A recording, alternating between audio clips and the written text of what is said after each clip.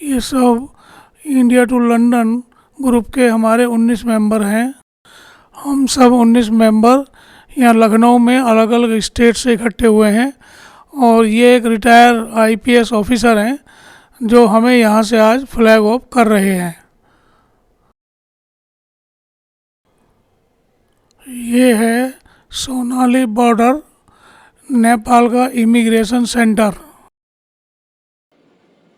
दोस्तों, ये जो आपने अभी शॉर्ट वीडियो देखा, इसमें हमें एक रिटायर आईपीएस अधिकारी ने हमें फ्लैग ऑफ किया और हम इसमें एक बड़े एडवेंचरस रोड ट्रिप पे जा रहे हैं जो यहाँ से इंडिया से लंदन तक होगा और ये ट्रिप करीब 90 डेज़ का होगा। इसमें गाड़ी जो चलेगी, जो अप्रोक्सीमेट 25,000 किलोमीटर चलेगी और इसमें हम करीब 30 कंट्रियों का घूमने का हमारा टारगेट है। जो हमने अपनी आइटनरी बनाई है उसमें ये डिटेल हमने पूरे डॉक्यूमेंट इसके हर वीज़ा एप्लीकेशन में सबमिट किए हैं। तो इसमें हम हैं 19 लोग, जिसमें 7 गाड़ियां हैं और 7 गाड़ियों में हम 15 आदमी हैं और 4 बाइकर हैं, तो टोटल 19 हैं।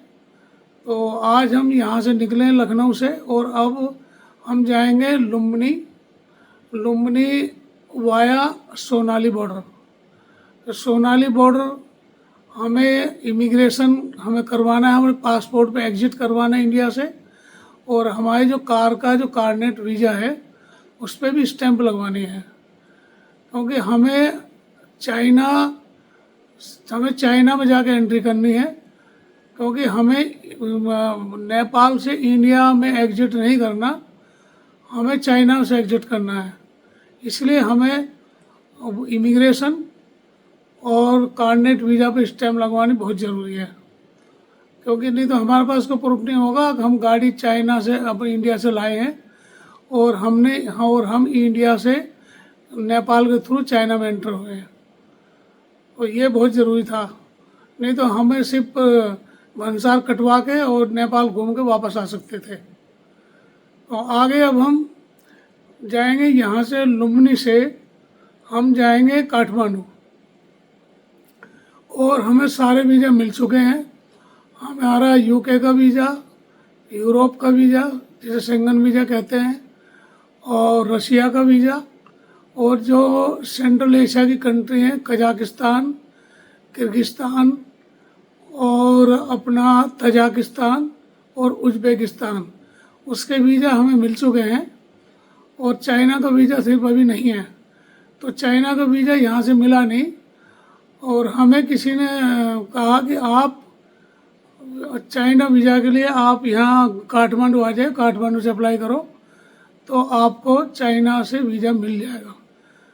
तो हम अब काठमांडू जा रहे हैं और काठमांडू जाके हम वीज़ा को अप्लाई करेंगे और जब तक वीज़ा नहीं मिलेगा हम काठमांडू में रहेंगे।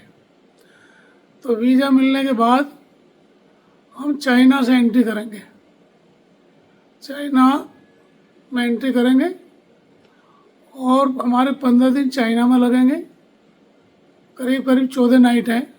चाइना के लिए हमने एक अपना जो ट्रैवल एजेंट है चाइना का लोकल, उससे हमने पैकेज बुक किया है और इस पैकेज में हमारी 14 नाइट है और 14 नाइट में के लिए हमें सर्विस प्रोवाइड करेगा ओनली होटल देगा हमें और हमें गाइड देगा पूरे 15 दिन के लिए, क्योंकि चाइना में बगैर गाइड के ट्रैवल करना अलाउ नहीं है फॉरेनर्स के लिए, तो ट्रैवल गाइड मैंडेटरी है। तो इसलिए हमें वो ट्रैवल एजेंट्स के थ्रू ही पैकेज करना पड़ा। तो ये पैकेज, हम गाड़ी में 3 लोग थे, तो 3 लोगों को हमने दिए $1100 14 दिन के, और जो आदमी 2 थे गाड़ी में उन्होंने दिए $1600 1600। तो एक गाड़ी का जो करीब खर्चा है वो ऐसा लगा कि $3300 है एक गाड़ी में, गाड़ी के हिसाब से है। 4 आदमी होंगे तो शायद और भी कुछ कम होगा। तो अब हम एंट्री करेंगे नेपाल से चाइना, चाइना के बाद हम जाएंगे सेंट्रल एशिया, सेंट्रल एशिया के बाद हम जाएंगे रशिया, और रशिया के बाद हम जाएंगे यूरोप, और यूरोप में हम सीधे फ्रांस से लंदन में एंट्री करेंगे। और इसका और मैं थोड़ा आपको ब्रीफ कर देता हूँ। इसमें हमें तैयारी में लगे करीब 5 महीने। हम जुलाई से मार्च से करीब मार्च से इसकी तैयारी कर रहे थे, और कई बार हमारे वीज़ा रिजेक्ट हुए। शेंगन वीज़ा रिजेक्ट हुआ, और कुछ लोगों का यूके वीज़ा रिजेक्ट हुआ। तो रशिया का हमने ऑनलाइन वीज़ा लिया था, लेकिन हमें बाद में पता लगा कि अब लैंड बॉर्डर के लिए आपको ऑनलाइन वीज़ा नहीं चलेगा, आपको फिजिकली जाके वीज़ा लेना पड़ेगा। तो रशिया में गए तो रशिया वालों ने हमें डॉक्यूमेंट जमा करके हमें 2 दिन बाद वीज़ा दे दिया। फिर हमें किसी ने बताया शेंगन वीज़ा रिजेक्ट हुआ है, उसके लिए हमें किसी ने सलाह दिया बेंगलोर जाकर फ्रांस से अप्लाई करो। तो हम सारे लोग फ्रांस गए, वहाँ गए बेंगलोर गए, और बेंगलोर से हमने वीज़ा अप्लाई किया। तो हमें फ्रांस से वीज़ा मिल गया 5 दिन के अंदर। तो ये सिचुएशन रही इसमें, इसलिए हमारा टारगेट जुलाई में जाने का था, लेकिन हम अगस्त को निकल पाए हैं। तो इसमें हमने जब मोस्टली हमारे लोग वेजिटेरियन हैं, तो हमारी गाड़ियों में रेडी टू ईट खाना हमने करीब 2.5 महीने का स्टॉक किया हुआ है। और इसमें कुछ पराठे हैं जो पैक आते हैं MTR और हल्दीराम वगैरह के, और कुछ इसमें सब्जियां हैं।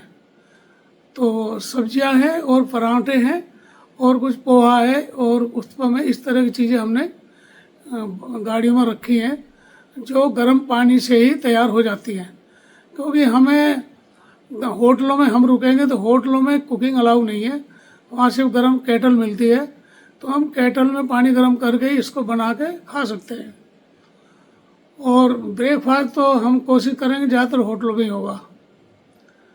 तो ये टेंटेटिव है सब चीज़ें जो मैंने बताई हैं, क्योंकि ये सब चीज़ें हमारी आइटनरी में है, और हमने आइटनरी और बाकी ये सारी चीज़ें हर वीज़ा डॉक्यूमेंट के साथ सबमिट की हैं।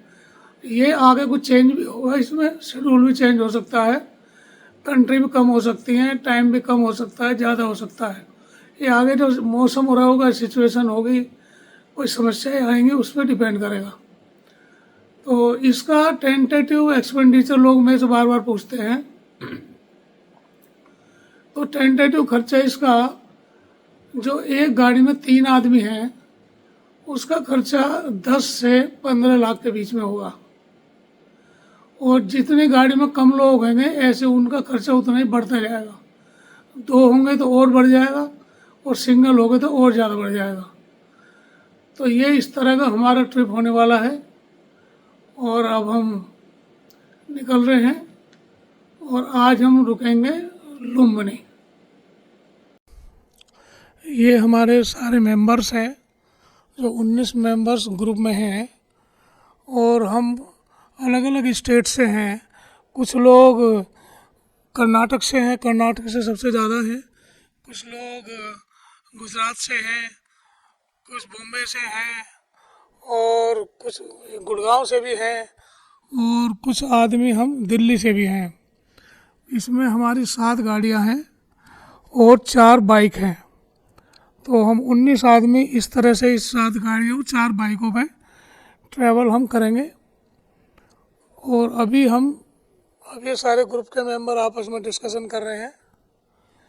और अभी ये हमारे एक रिटायर IPS ऑफिसर हैं, जो यहीं पास में रहते हैं, वो हमें ये जो सामने दिख रहे हैं, तो ये हमें फ्लैग ऑफ कर रहे हैं।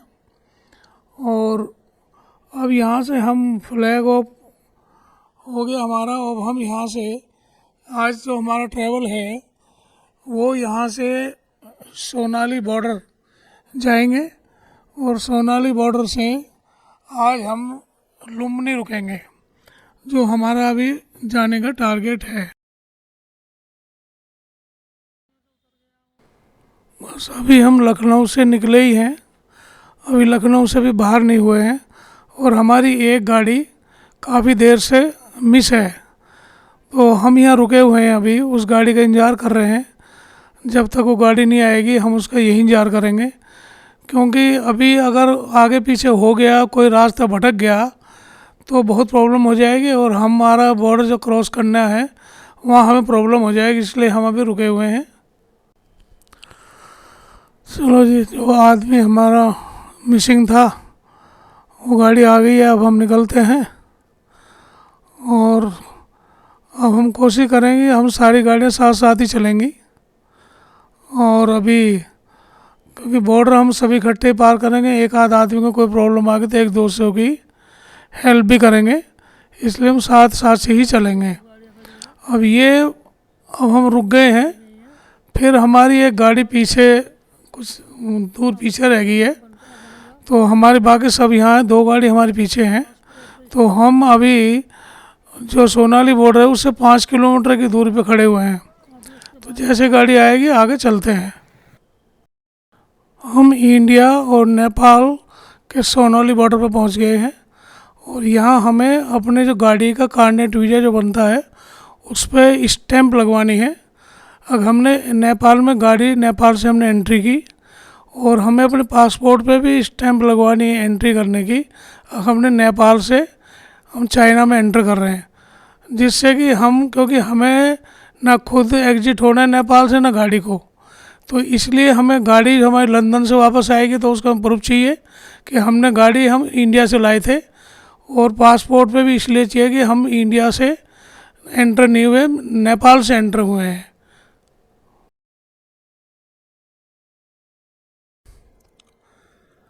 ये होटल है लुम्बिनी में, इसका नाम है ड्रीम लैंड। और हम यहाँ रात करीब 10 बजे पहुँचे थे, बहुत अंधेरा हो चुका था, तो हम कुछ भी नहीं कर सके। होटल बहुत अच्छा है, कोई दिक्कत नहीं है। और इसकी जो कॉस्ट है, इन्होंने हमसे नेपाली में 6,000 के करीब लिए हैं, जो इंडियन रुपीज़ 4,000 बनते हैं। तो ठीक है, लोकेशन बहुत अच्छी है और बहुत अच्छा है। हमने आज नेपाल में पहली बार डीजल भरवाया, नेपाल में एंट्री करने के बाद। और यहाँ डीजल का जो प्राइस है वो नेपाली में है 153, जिसका हमारे यहाँ बनता है 95.65 रुपीज़ पर लीटर। तो लगता है हमारी इंडिया से थोड़ा सा यहाँ ज़्यादा ही है।